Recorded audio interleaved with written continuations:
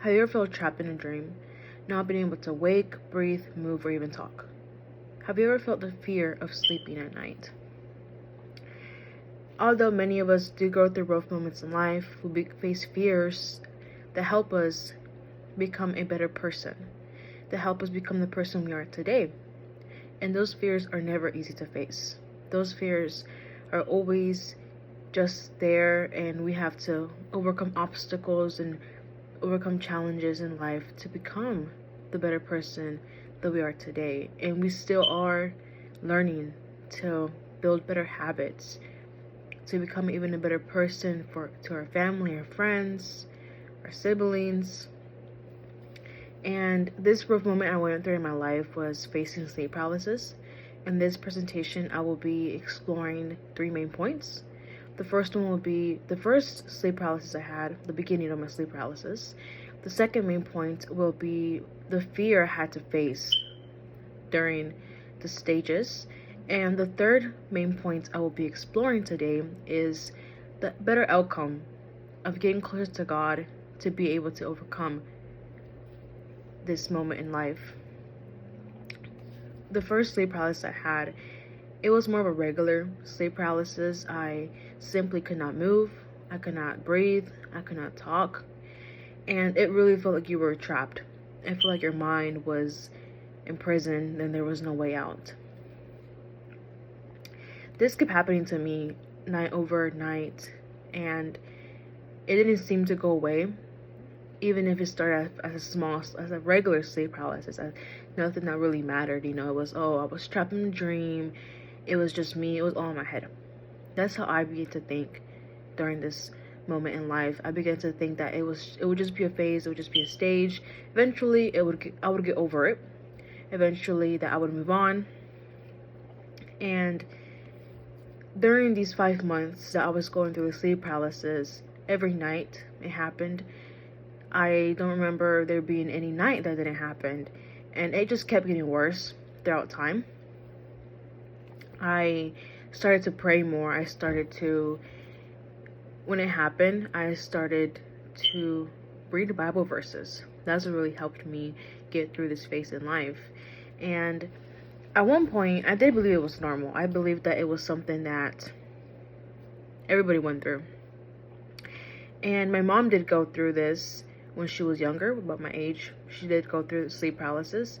And I began to think that was something that was just kind of in the family, which is it is maybe weird or maybe rare to hear, but in a lot of occasions, it does happen. And I will be exploring the next step, which is, now that I've spoken about my first experience, my first sleep paralysis, I will talk about the unbelievable situations that happened, the cases that happened during my sleep paralysis. And these did happen back and forth, even during the day. I would take naps during the day and it still happened. So I started to hear footsteps in my bedroom, which is, it's like, okay, it's all like it's in my head, but in reality, I thought it wasn't in my head. I thought it was actually there, which is the worst part, because you're sleeping and you don't think that it's true until you awake and you say, well, it's not true. It never really happened. But until you awake and you think, oh, it's not true. It never happened. Until the moment in life where you actually get to face it and you're like, I wasn't in shock when it happened. Like, I did not believe it happened. And I think that I had to really take a moment back, step back, and be able to realize what was happening in life. Why was this happening to me? I began to hear footsteps, people laugh, people scream for help in my ear. And sometimes it's because the scientific reasoning behind this was that it was a transition from the rapid eye movement stage, which is called REM, and most dreaming occurs in that stage in your brain.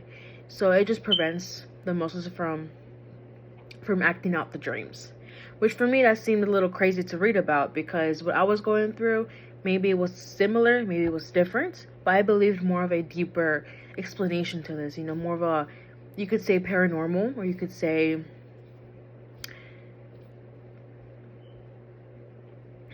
something not normal. So in this situation, the sleep paralysis that I was going through, they were hard to face. And I would not, if someone's going through this right now, I would say, I would advise to pray. In reality, that's all you can do. And I also saw research of sleeping positions that helped. Sleeping on your back is one of the most sleeping positions that you get sleep paralysis in. But for me, it wasn't really even the position for me. It was like, no matter how I slept, I still had the sleep paralysis. At one point, I really felt my bed shake back and forth, it was a very terrifying moment.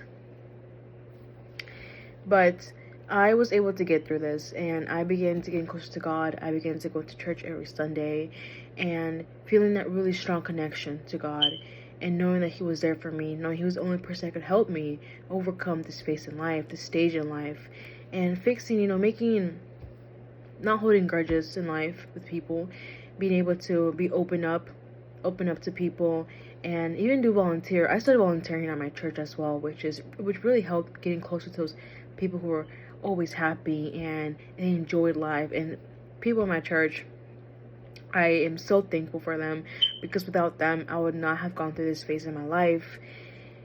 As many of us experience all these unimaginable experiences in life, they bring different outcomes in us. They help us grow as a person. They help us become better people in school, at work, at home. And this led me to this led me to be mentally strong and face my fears.